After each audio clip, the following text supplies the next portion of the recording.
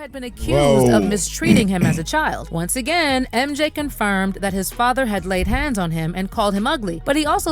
Man, everybody father done back, especially back then. Back then, that was probably the 20 years after us being kids was the turning point of you don't spank your kids and you don't take a belt off, you don't go out get a tree, a branch off the tree and all that type of shit. Hey, I'm ready now.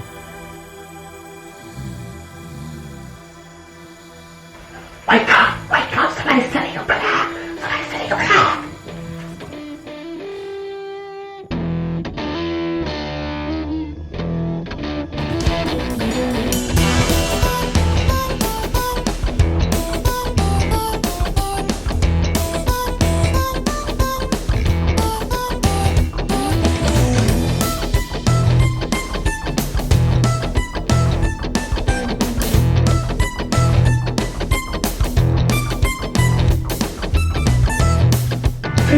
What do you want now, damn it?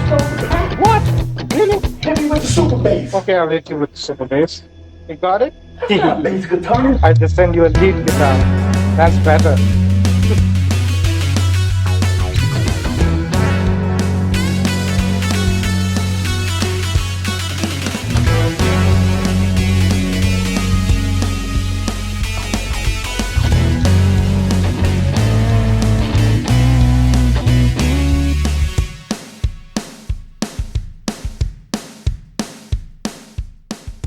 What is up, YouTube? How y'all doing? Yeah. Janet Jackson shames Oprah for trying to kill Michael Jackson's career. Oh my gracious, and demands apology. She demands an apology. First of all, Janet, I'm just going to let everybody, I was truly in love with Janet Jackson, period. Oh my gracious. I told all my girlfriends, all my wives, everything. I would never cheat on you, baby. I would never cheat on you. But if Janet, we gonna have to talk. Hey, y'all hit that subscribe button, hit that bell, baby. Let's check this bad boy out.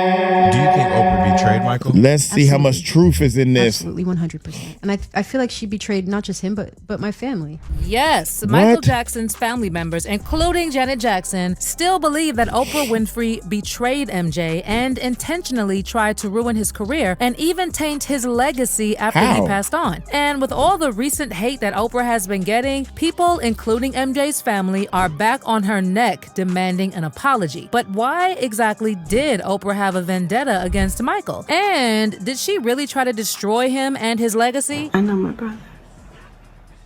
He didn't have that in him. Y'all already know that Oprah Winfrey has been making headlines as of late, especially since Taraji P. Henson's interviews about the pay disparity in Hollywood. I mean, given Oprah's history with someone like Monique, it was pretty easy to imagine that Taraji was talking about Oprah when she addressed the issues. And because of that, a lot of people also feel like it's a good time to revisit how Miss O betrayed Michael Jackson and his family over and over again. So in 1993, Oprah Winfrey interviewed Michael Jackson at his Neverland Ranch in what became the most watched interview in television history. That interview was supposed to address the rumors that had been going on since the mid-1980s, like how people had speculated that MJ wanted to become white, that he wanted to become a woman, that he had bought Elephant Man's remains, that he slept in an oxygen chamber, that he had married Elizabeth Taylor, that he suffered from an ED, that his best friend was a monkey, that the monkey was telepathic, that Michael Jackson was on the DL, and that he was a virgin, among other things. You know, the interview was supposed to improve MJ's public image as he denied the tabloid rumors and opened up about his personal life. But rather than improving MJ's image, it became something else when Oprah started asking MJ very, very intrusive questions and also challenged his answers. First of all, Oprah questioned MJ about changing his appearance and asked him whether he had undergone cosmetic surgery, to which MJ admitted to having a nose job, but made it clear that he had not altered his face in any other way and actually revealed that he had vitiligo. I have a skin disorder that destroys the pigmentation of the skin. It's something that I cannot help, okay? But when people make up stories that I don't want to be who I am, it hurts me. So it is It's a problem for me, okay? I can't control it. But Oprah seemed skeptical of his explanation and continued pressing him for more details. And let me just show you how Oprah interrupted him, as if she didn't want him to explain why the color of his skin was different. There, as I know of, there is no such thing as skin bleaching. I have never seen it. I don't know what it is. Well, they used to have those products growing up. I used to hear always use bleach and glow, but you'd have to have about 300,000 gallons. She actually interrupted him again when MJ was trying to talk about how the whole situation made him sad. That's the situation here. So please, when people see something like that. I just want to get this straight. You are not taking anything to change the color of your skin. Oh, God, no. You did not. Oprah then went on to ask MJ about his relationship with his father, Joe Jackson, who had been accused of mistreating him as a child. Once again, MJ confirmed that his father had laid hands on him and called him ugly, but he also Man, everybody father done especially back then. Back then, that was probably the 20 years after us being kids was the turning point of you don't spank your kids and you don't take a belt off, you don't go out get a tree, a branch off the tree and all that type of shit. Y'all, that's how we grew up. And I know one thing, some of these kids need a belt to their butt right now. That's real said that talk. he loved him and did not want to make him angry. In response, Oprah questioned MJ's loyalty to his father and suggested that he needed therapy to heal from his trauma. Honey, the part that really got people thinking that Oprah had a vendetta was when she questioned MJ about his romantic life and whether he was a virgin. To that, MJ said that he was dating actress Brooke Shields, but refused to answer the question about his virginity and said that it was a personal matter and that he was old-fashioned. Then out of the blue, Oprah implied that he was lying or hiding something and tried to make him feel really uncomfortable. As if that wasn't enough, Oprah proceeded to ask MJ about his friendships with children and why he liked to spend time with them. At the time, Michael said that he enjoyed being around children because they were innocent and pure and that he missed out on a normal childhood because of his fame. He also said that he invited children to his ranch to give them joy and happiness. But guess what? Oprah insinuated that there was something inappropriate or unnatural about his behavior and asked him if he ever slept with children in his bed. Just rude, girl. Rude. Obviously, all these questions really annoyed MJ's fans, who felt that Oprah was being disrespectful and I have dealt with a lot of people that are famous and they kids. Like for example, I had a friend of mine. I had a son that's so big and tall that he actually played in 9th grade. He's playing like varsity basketball. You know, he was always picked to play with the big boys. So any chance he gets, he like to play with kids his age and under his age and smaller than him because he want to be a small person because he's so big. So I can relate to Michael Jackson wanting to relive his childhood because he didn't have no childhood. He had to always rehearse and practice. If he wasn't rehearsing and practice, he had to be practicing on his own.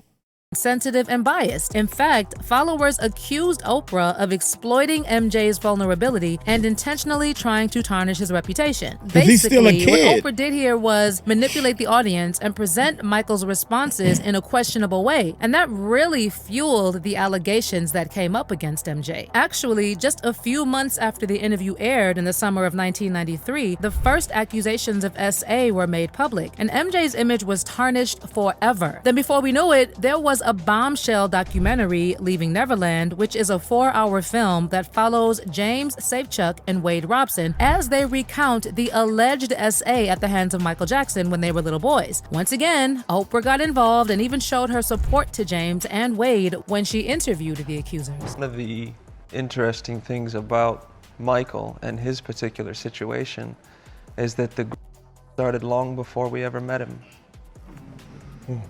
You know, because he was who he was. He was such a massive figure and represented himself as such an angel. Now, that right there is what made a lot of people believe that Oprah intentionally betrayed Michael Jackson, with followers posting comments like, "She needs to apologize to Michael Jackson's family. It's a damn shame how she betrayed him. Michael Jackson was a kind and loving man that did not deserve what Oprah Winfrey did. Damn devil." And another person was like, "Oprah is a puppet master / monster. At Oprah, remember your interview to Michael Jackson that earned your show high ratings? Michael Jackson was so honest to you and trusted you. At Oprah, you betrayed Michael Jackson. He's innocent, proven by your law, facts, and evidence." Honestly, it's quite disturbing when you think about it, how Oprah used her platform to put out a hit piece on Michael Jackson, even though he was never found guilty, but didn't keep that same energy when her friend Harvey Weinstein was found guilty and sentenced to prison. Well, other than the fans, MJ's family members have also been pretty open about how Oprah betrayed Michael Jackson. For instance, Jermaine Jackson, Michael's older brother, specifically called her out and other media outlets after Leaving Neverland came out when he wrote, "So many in media, including at Oprah, blindly take at Leaving Neverland at face value, shaping a narrative uninterested in facts, proof, credibility. We faced similar graphic claims plus trial by media in '05. Jury saw through it all. Trial by law proved Michael's innocence long ago. Fact." Someone else who has openly spoken out about the betrayal is Brandy, who said that she could not believe how Oprah betrayed the family even after the many times they let her in.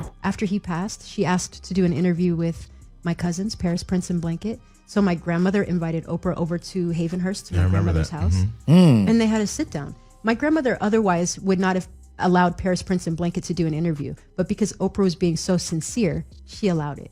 And so I feel like we've let her in so many times, and this is how she repays it. As for what Brandy thought Oprah had to gain for supporting a documentary like Leaving Neverland, she said that in her opinion, it was more political than what people thought. But I think that this whole thing is a move to tear Michael down. And she took the necessary steps to do it, and immediate steps. As soon as we knew that documentary was coming out, that interview was lined up with Wade and James. Another family member, Taj, who actually grew up with one of the accusers, Wade, said that he was appalled by all the lies. And about Oprah, Taj said, "For me, I've seen it happen before. I was there when she was requesting an interview with my grandma and Michael's kids, talking about Michael was misunderstood. She does what she needs to do to get ratings. To me, it's an ultimate betrayal." Several other family members have actually spoken out about Oprah's betrayal, and unsurprisingly, Janet Jackson also feels the exact same way about Oprah betraying her brother and intentionally trying to ruin his career and his legacy. I mean, MJ was closer to Janet than to any of his other siblings by far. Who were you closest to when you were growing up? Mike. Yeah, we were incredibly close. So if there's anyone who would feel the rage of MJ's name being tarnished by Oprah, it has got to be Janet Jackson. My brother would never do something like that. But I'm still guilty by association. And now that Oprah is getting exposed and dragged left and right for destroying the careers of especially Black entertainers, several media outlets have revealed that sources close to the Jackson family, including Janet Jackson, still hold a grudge against Oprah for starting a hate train against Michael. And they believe that an apology is long overdue. But what do you think about how Oprah betrayed Michael Jackson more than once? And do you think she does actually owe the family an apology?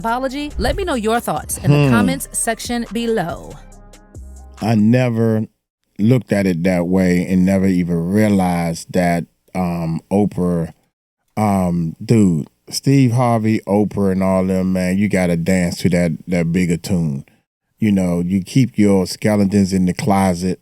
The dude went to jail and everything, and you still it's like you a house nigga. That's all I can say. Is you just a undercover female.